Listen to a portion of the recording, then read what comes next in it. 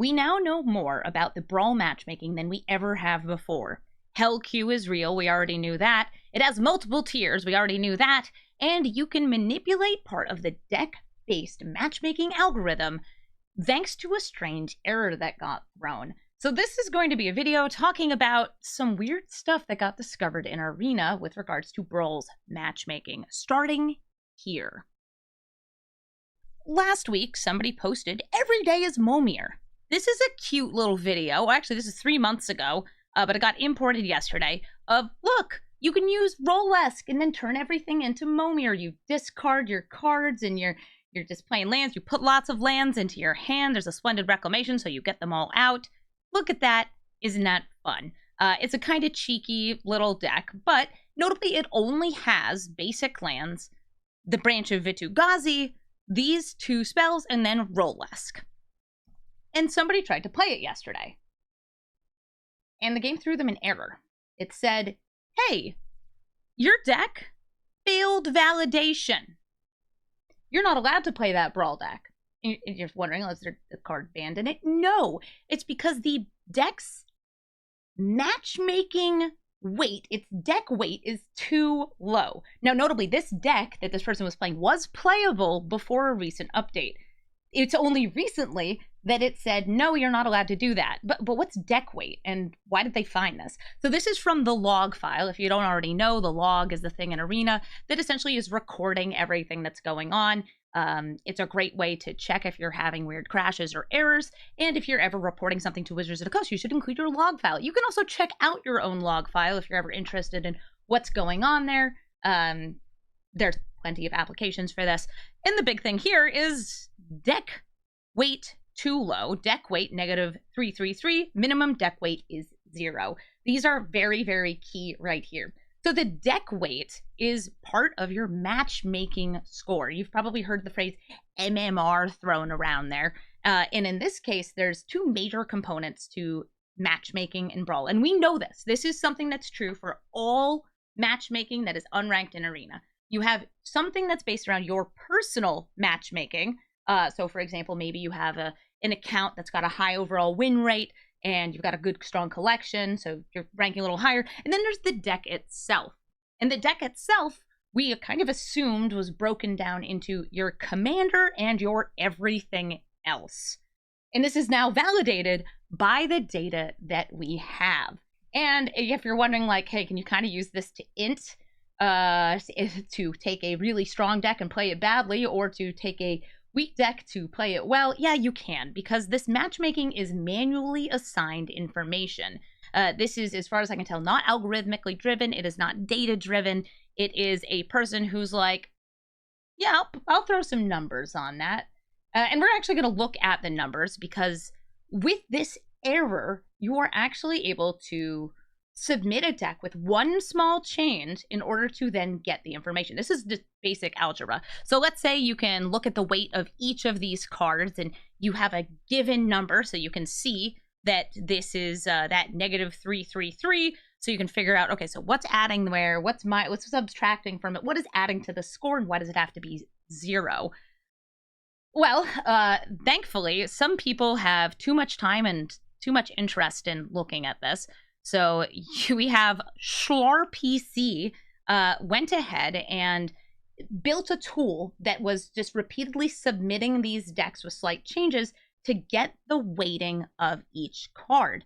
And then somebody else was like, oh, it appears that things that are submitted as the commander have a separate weight. So that is Shumpido Stick. You have 2 different people here who have contributed these 2 spreadsheets, which I'm going to talk about. But I actually want to talk a little bit more about the fact that people are looking at this data. This data should never be public. When people know more about matchmaking, they're able to manipulate it. The general trend in this, by the way, is that strong commanders, or commanders that have strong game plans, even if they themselves are not that strong in a vacuum, tend to match higher. Removal tends to match higher. Some combo pieces, but not other combo pieces, tend to match higher. And there's also some few strange outlier cards. Yeah, there's a lot going on here. And my guess, by the way, is the way that when you match up this is working is essentially your deck has a score, and you start with like, I am going to match up against things that have a plus or minus of 100 from my deck. And you're sitting in the queue and it's waiting to see if somebody else joins with plus or minus 100 score. If they don't within, let's say, 5 seconds, it expands that to plus or minus 200. And it checks around and says, hey, is there anybody else here who's got that? No? Okay, so we're going to expand it out to plus or minus 300, 400, 500. I don't exactly know how they did this, but if I were designing something like this, I would essentially have it so the longer you're waiting in the queue, the more broadly you're matching. And they likely have something like this in the game. This is how some other games work for ranked matchmaking. Pretty much just, you always want to have people get a match in under some period of time. And that's important, because if you can't play the game, you're not going to have fun. And that's really important. I should also say, before we look at the data, what is Hell Queue? People throw this term around a lot. The origin of Hell Queue, by the way, is me. Hi, I'm Amy, the Amazonian, and I talk about Hell Queue. Hell is other people. And Hell Queue originates from League of Legends, where people who had high salt scores, we'll call it, or low honor, would be matching up against each other, because really the worst people, the people who are intentionally throwing games, they're being bad teammates, they're being insulting, should all have to play with each other. Hell Queue. It's where you queue up with other people in hell, because it's terrible. I applied that to Brawl as a way of saying, yeah, when they unbanned Golos and they made Brawl its own queue, they said, yeah, we're going to manually apply certain matchmaking, so really strong commanders have to play against each other. And that's going to be a lot of the very either high-powered commanders or ones with insane game plan strategies. Things Teferi, Golos, Kinnan, all of those are Hell Queue. And do you want to know exactly who is in Hell Queue so you can either intentionally match up against them or avoid them? Well, guess what? This data will actually allow you to do that. Yes, hell is real, and some of us belong there because we want to play Zorius control decks or Turbo Ramp. And by the way, some of these commanders, they were very, very, very, very strong when they were first added into Brawl, or when Brawl started getting certain cards. They don't necessarily belong there, but all of this is manual matchmaking data. It is clearly being overwritten, and some of it has to do with, I think, the feels badness of a certain type of deck, rather than the actual power level of certain types of decks. And I know I've been talking about this for like 7 minutes. You guys want to see some of this data, right? You don't want to just see me talk about this. So we're going to start with the commanders. So this is the commander Brawl weight spreadsheet. You're going to notice that all of these weight values, I believe they're multiples of 3. For the most part, they're multiples of 9. There's a couple strange outliers. But for specifically commanders, there's a couple different categories. So we're going to say this is the upper tier of Hell Queue. The weight, 1,800 points. Remember how this was minus 333? Just having your commander be Teferi, Tajik, Teferi, Nissa, Torbrand, Kinnan, Magda, Brawl, Finn, Sithis, Adeline, all of these crazy commanders means that you are adding 1,800 points to your deck-based score. And most of these, I will say, are insanely powerful commanders, or very aggressive commanders that do a good job preying on some of the other control commanders. That's a kind of strange thing to say, but as an example, these Teferi decks, they tend to be kind of beatable with things like Adeline or Magda. Finn the Fangbearer, if it can get a good start, it's going first. It's landing those threats early, and unless you have some cheeky board wipes or early spot removal, you're going to get taken out. This is part of why I always stress the importance of 1-drops in this format. You should always have your 1-drop so you can deal with the cards like this. And, of course, Ragavan. Ragavan is one of the biggest ones. And sometimes, by the way, you'll match up against Ragavan. I assume there's also some weighting in the algorithm that makes it less likely that you have mirror matches in order to get a larger variety of game matchups. That isn't something that's validated by this data. It's just something that I suspect based on my own experience. So yes, these are the commanders that have the highest matchmaking weight. And then a tier below that, other very strong ones. Nicol Bolas, Dragon, you've got this Grixis control. Niv Mizzet Reborn. He's kind of like, you know, honestly, Atrax is better, but it's still strong as a big flyer, costs 5 mana. all of those. You've got your Goloses, your Kioras, the other Teferi, the nerfed Winota. Yes, the nerfed Winota is still up here in Hellq. Strangely, you've got like Kaya the Inexorable. You've got the ones you expect, the 5-color good stuff. Eska, God of Retreat. Selvala, Heart of the Wild. What the heck is she doing here? There's some really strange ones that you're kind of not sure why they're up here. Like, yeah, don't get me wrong. Oswald Fiddlebender, that's a Paradox Engine combo deck. Emery, Paradox Engine combo deck. All of the Paradox Engine combo deck commanders, for the most part, are up around this tier and the next one. Like Captain Sisay right down here is in the next tier down. But if you've ever wondered, why does it always feel like my Paradox Engine decks are weighing against other Paradox Engine decks? It's because they have similar matchmaking. You also have some of these that are just generically very strong, Shoulder of the Apocalypse, or have combos as their win cons, or they're just removal in the command zone, like Urtai Resurrected.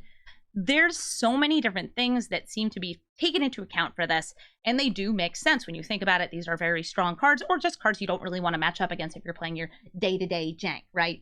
And if you're thinking like, wow, the difference between 1,800 points and 1080 points, that's already almost double between these, right?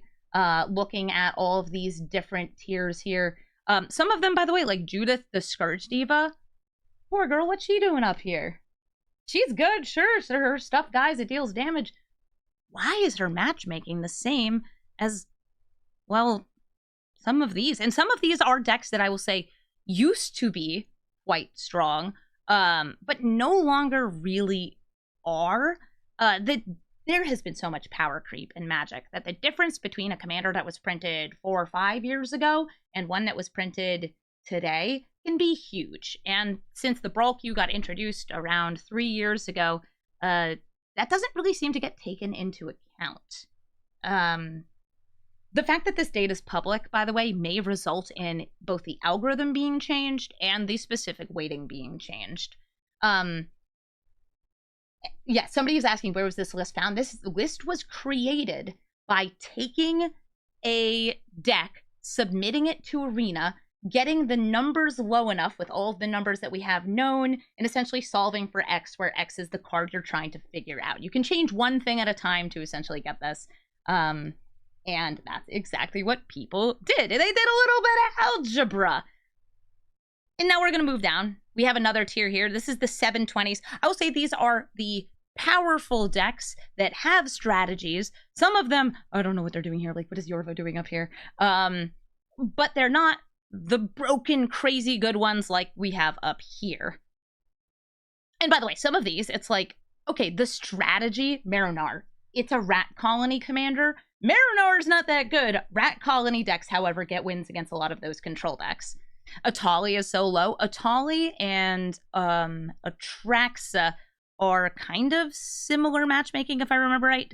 Yeah, here's Atraxa Grand Unifier. They both got their matchmaking changed at the same time. And oh, I should also mention, decks have to exist for a while before they get these values assigned. Any brand new commander is actually not going to be on this list. If you look at Grenzo, Crooked Jailer, he's straight up not on this list. His data's not even populated, and that's why he matches all over the place. Anything I think from Thunder Junction or Thunder Junction Alchemy will be like this. It, in general, takes like 4 to 6 months before things start changing their matchmaking. And I know this from experience because I play Brawl literally every single day. That's what I do on my stream. I play Brawl Stars. I'm like the Brawl content creator. And I know, like, I spent months playing against Risco with all of my goddamn garbage jank until he got put all the way up here at the 1,800 point rank. And dang, was it a time to have to deal with that old man and his stupid clock. Now I only have to match up against him in the 99 and just occasionally when I'm playing especially hellish decks. We're going to keep going down, though. 720. There's a lot of these in 720. And now we get into 360 and negative 360. These are oftentimes the cards that they're actually pretty strong. But they usually have a fairly concentrated game plan, or they just don't get played a lot. You're going to say, like, Amy, your Gorklaw deck has a crazy high win rate. Sure does. However, it's matching up against all of these things around here. And by the way, this is just their base score. You get to modify the score with the stuff in the 99, which we're going to show next. You're probably recognizing most commanders that you see day to day that are not the most powerful are somewhere down here. And it's kind of unusual, like Toxtrol the Corrosive. You know, he actually seems like he matches much higher, and that's because of the cards in the 99. I mentioned before that removal tends to be what gets a lot of points added to your score, and if you were playing a Toxtrol deck that had no removal, well, guess what? You would be matching up against all these other silly guys. So, in a way, the worse you make your deck, the better it can match. Kind of makes sense. You trying to make it more fair. This is definitely not a perfect way to do matchmaking, but I understand why they chose to approach it like this. So we're going to keep scrolling down. You see how many 360s there are here? This is the bulk of commanders. And now we get to the bottom. And, oh, here we go. So here is actually an OTJ commander. Yeah, they're down here, but the OTJ Alchemy ones are not. And anything that's brand new, for the most part, will start at this 360. As far as I can tell, if your commander is brand new, it's starting at 360 points. Anything that is just released is going to be here, even if it's not populated on this list yet. All right, so we're gonna scroll on down a little bit more, and now you have the negative 360s. A negative score? A negative score? Why would these have negative scores? Some of these are pretty strong cards, but not necessarily as commander. Ulamog, Kozilek, these are huge, important, crazy cards. But also, they're not very good as your commander. Some of these are pretty good as your commander. Kumena? But the fish and the counter spells are what bring up your score to make it more playable. And remember, you need to have a total score of 0, apparently, to pass deck validation.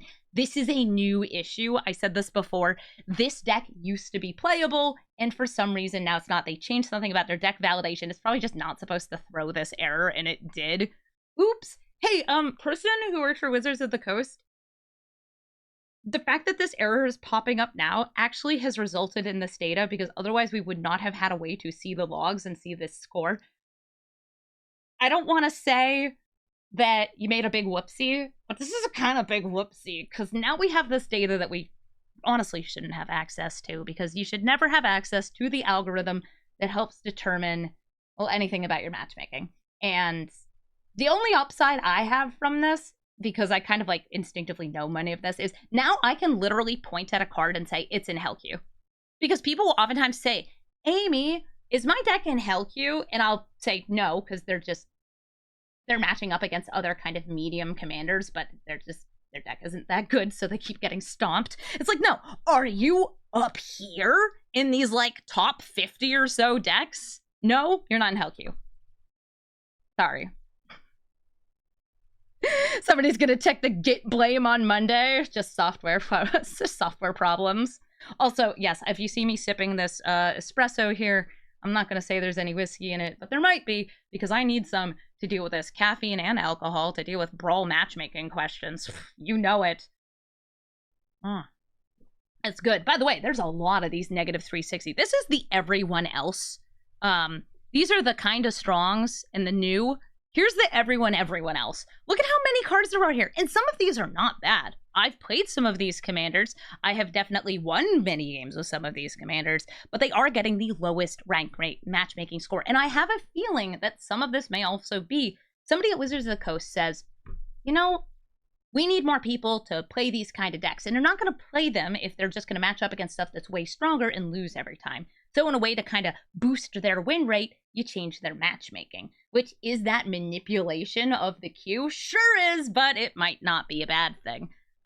Michael Tyrant spotted. Yeah, it's like, have you ever been killed by a Rowan Sign of War combo? Yeah, it's awesome. But not enough people play her, probably because it's kind of hard to pilot. And, well, it's risky. But they don't. Yeah, Elkus Proft is down here. Somebody just said. Elkus Proft, as an example, is an Azorius control commander that gets played purely because of his matchmaking. We already knew that this matchmaking abuse was essentially prolific within the format.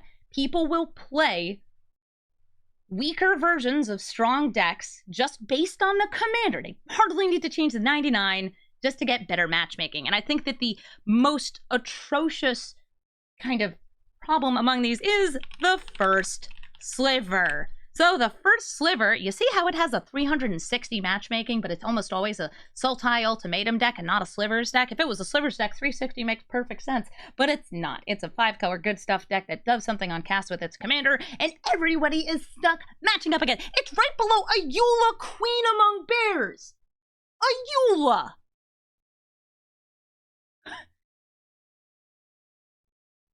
Why? Why?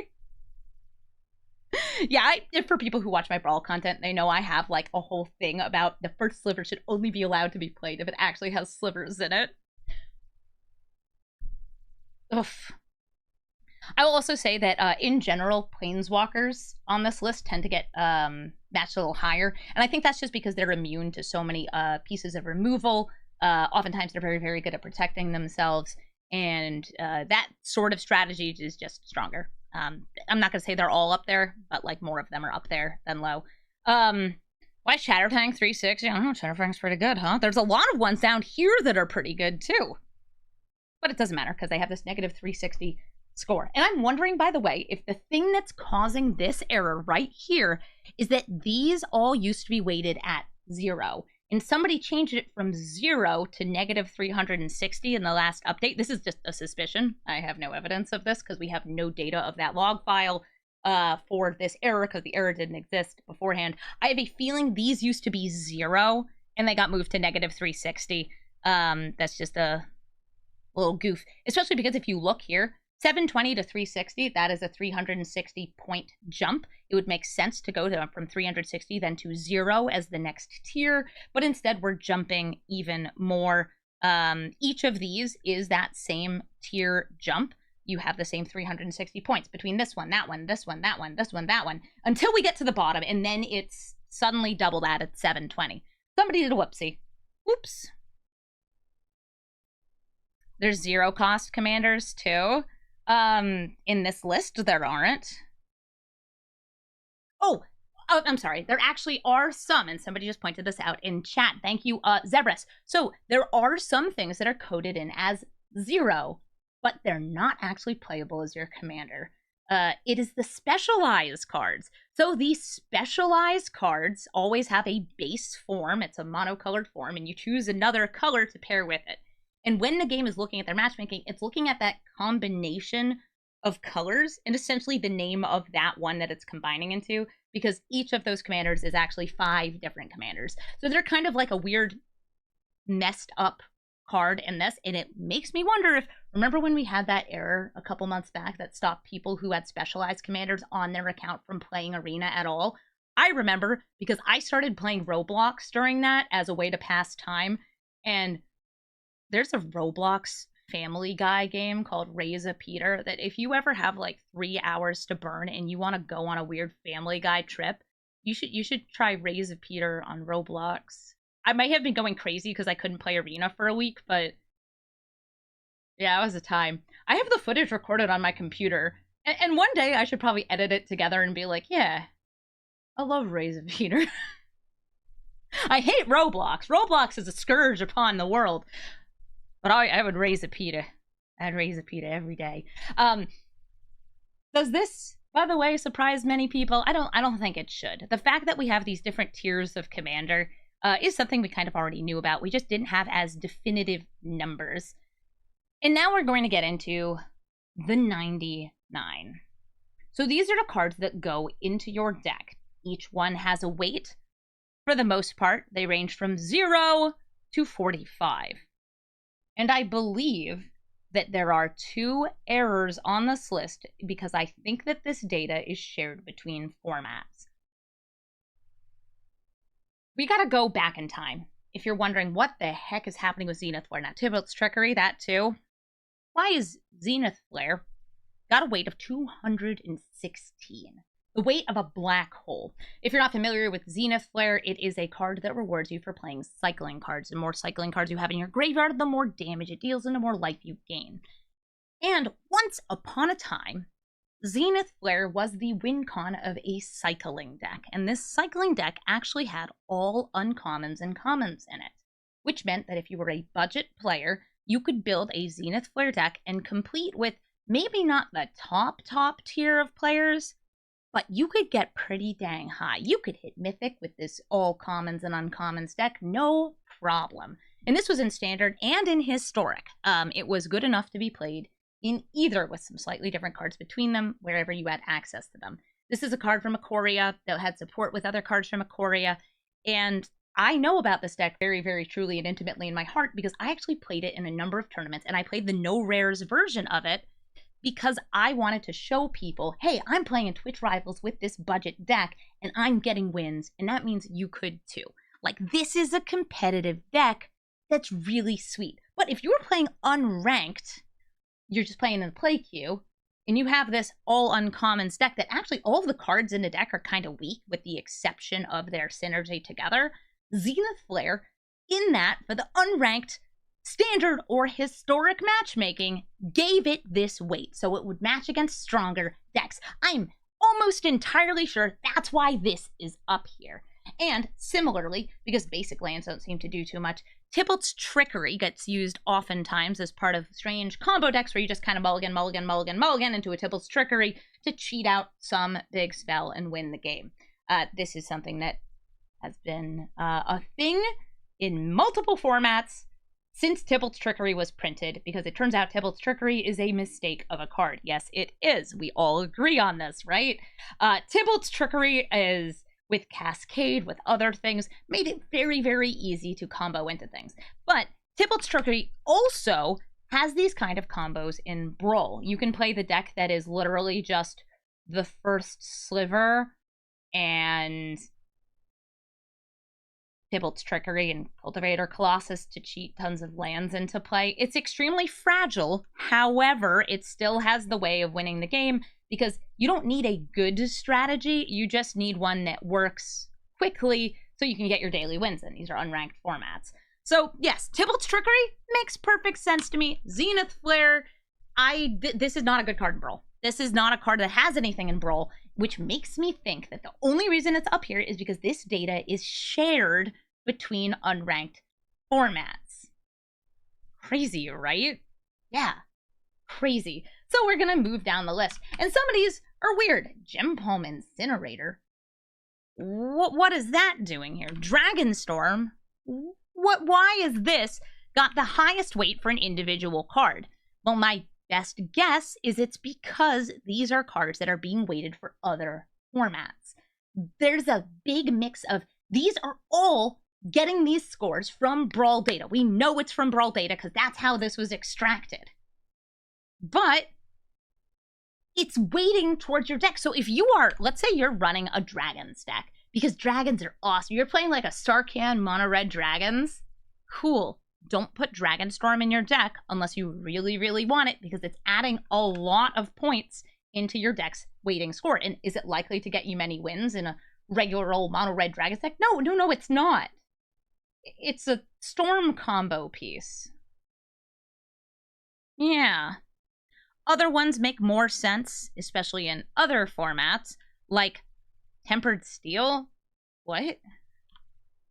These Merfolk and Elves. Imperious Perfect? The 3-mana elf that taps and makes an elf? What are these doing all the way up here? Vault Scourge? I mean, it's a cheap creature, right? It's got Phyrexian mana. It doesn't necessarily make sense. The old Praetors, I can guess that many of these pieces of matchmaking are not based around this format. They're based around Standard. They're based around Historic. They're based around Alchemy. They're based around Timeless. They're based on just the unranked queue in general, which also opens up the can of worms of, does that mean that you could use this data on this list specifically to try and manipulate your matchmaking for the unranked queue in those formats? I can't say for sure, but I think the answer is yes. Because these are not cards that should have a high score outside of Constructed. Burning Tree Emissary, or 60 card Constructed. Not us cool Brawl kids. No, we're out here being awesome and playing our favorite format of all time. So I am going to point out, though, that in general, with the exception of cards that are strong in formats other than Brawl, the way that these tend to be grouped together is these 45 include a lot of threats, tools that get specific things, just generally really good cards. And you're probably thinking, wow, I run a lot of these. And you're probably running a lot of them that are interaction. Yeah, that's right, interaction. Prismari Command. I'm pretty sure I just saw a, what the heck? Yeah, like some of these are so weird to see up here. Your Swords to Plowshares, your Doom Blades, your Heartless Axe, your Electrolyzes even, your Counter Spells, everything, even cards that are banned in the format, they're up here with 45 points. If you're touching your opponent's stuff or you're playing a threat, it's probably 45 points. Because there's no value higher than 45 points, except for these two weirdos here. Weird. You go down here. There's also a couple pieces that care about combos, but for the most part, this is not where the combo pieces go. One of the cards that got brought up with the biggest WTF is going on here is actually Paradox Engine. So Paradoxical Outcome. Now, where's Paradox Engine? I know it's somewhere on this list. Oh, here we go. It had to load the page. Goblin Engineer, Tangent Engine. It should be here. Paradoxical. Okay, so now it's getting weird. This search is not working. Anyway, it's 9 points. There it is, 9 points. I had to wait for it to load because there's literally tens of thousands of cards in Arena, and Google Sheets did not want to show them all to me. 9 points! But Amy, isn't Paradox Engine ridiculous? Isn't it one of the most obnoxious cards to play against? Isn't it banned in literal, actual, factual Commander because it can give you a 10-minute long turn and not actually win you the game? Yes. However, as we showed over here, the Commanders that combo very, very easily with Paradox Engine have a higher matchmaking. This is like their way of saying, we don't think it's a problem. The Commander might be kind of a problem, but this also means that let's say you were playing an Emery deck without Paradox Engine and you were just like, hee, I love my artifacts. You're going to get match made as if you had a Paradox Engine in the deck. I've had people, by the way, who have like submitted decks to me before. They were like, here's my Oswald deck. I want you to check it out. It doesn't use Paradox Engine and it's still really cool. And you get absolutely just hosed every single game because you're playing Oswald Fiddlebender, who has this crazy high matchmaking, and he's playing against actually like really strong cards, and he's not able to combo in this version of the deck. Whoops. Whoops. You want me to show the bottom of the list? Whee! It's just a bunch of stuff that's 0. Basic lands give you 0 points. A lot of stuff gives you 0 points, including some other lands. By the way, some actually very, very good lands also give 0 points. There's also a good number of non-basic lands that are like 1 point. Remember, there's like thousands. There's over 10,000 unique cards. Yeah, there's a couple things that are question mark. I believe that these are OTJ cards that have no things assigned, or OTJ Alchemy. Specifically Alchemy. So yeah, Shatterskull Smashing. A lot of those rare, no, I guess they're mythic lands, the MDFCs, have high matchmaking. So if you put more basics in your deck instead of non-basics, you'll have a lower matchmaking. And this is actually something that we kind of already knew. I've actually experimented with this before. We've been memeing. I remember it was, I think somebody had submitted a Phylath deck. And you're like, yeah, it's almost entirely basics. Because that gets you a different matchmaking. You know who else runs almost entirely basics? Crucius, Titan of the Waves, because he keeps getting used as part of that combo deck. Now, Crucius on his own, very strong. Crucius combo, easy to interrupt, however, has a very high win rate because you have to mulligan to try to interrupt it, and it might not actually be the Crucius combo deck. It could just be Crucius Treasures, and then you've mulliganed like crazy to stop a card that might not actually exist. Caldera Breaker, by the way, is what it combos with. But it runs a ton of basic mountains if it's that combo version of the deck, meaning that it has a lower matchmaking. We getting weird here? Yeah, we're getting weird. There's plenty of, by the way, very useful cards, including some just cards I like playing in decks that are still at this 0, 9 points, but the points will add up. And I mentioned before that a lot of these like really big cards up here do cost 45, and some of them still don't make sense. History of Benalia is 45? Banalish Marshall also is. So is Lyra Dawnbringer. These feel like these are cards that had values assigned to them when they were in Standard and never readjusted. These are cards... Lyra? Now listen, Giada is a commander. She deserves that matchmaking. Lyra? Lyra. I mean, she gives him +1/+1 in lifeline. Tempest Djinn, not by the hair on my chinny chin chin. Do you guys remember when Tempest Djinn was one of the main win cons of the mono blue shitters deck? To say it was a mono blue tempo deck, famously piloted by Autumn Perchette. She did an incredible job with it, and it was a good budget deck, and it used the Tempest Djinn, I believe, as its main win con. Dauntless Bodyguard, yeah, it was from that standard deck, that standard mono white aggro deck. I played that in tournaments. It was fun. Yeah, these are so many cards that Wizards Lightning, why would this have this kind of weighting? And these are cards that saw play in standard decks, and I'm entirely sure that's why. It's so strange. By the way, cards that are in the 99 or as commander have different weighting. So like, here's Teferi, Hero of Dominaria, he's down here. Here's Teferi, Hero of Dominaria, he's up here. Yeah, that makes sense, right? Like, Teferi in the 99, he's about as strong as he can get, but Teferi as a commander is, oh god, you have access to Teferi whenever you want to. Oh no. I think all formats share a weighting, because otherwise, why could these be here? I also do want to call out somebody else on the subreddit. This is the Magic Arena subreddit. Used this data and, as a joke, made the best possible Brawl deck. There's a couple other people who have submitted similar ones. This one is Anonymous 1921 XD. Was like, yeah, Tajik, Legion's End. And they just kind of added in the maximum number of 45-point cards for the 99 that don't actually make that cohesive of a deck. This is the most points you could put into a deck. So see how they have no lands? Oh, they have 2 lands. Yeah. Great. And by the way, Tajik, Legion's Edge. Why is this Tajik up here? Is because he has haste and he mentors and you can prevent burn damage? Sometimes he has first strike even. He doesn't belong here. The other Tajik does, the indestructible one. He should get out of here. But by the way, you could do this exact same thing with a different color combo. They did this, I think, to show, like, this is how stupid this algorithm is.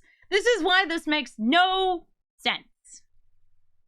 Could you make a very low deck to test? Yeah, but you better make sure that it has at least 1 point, or I guess 0, because if you don't, its deck weight will be too low and it's gonna throw in error.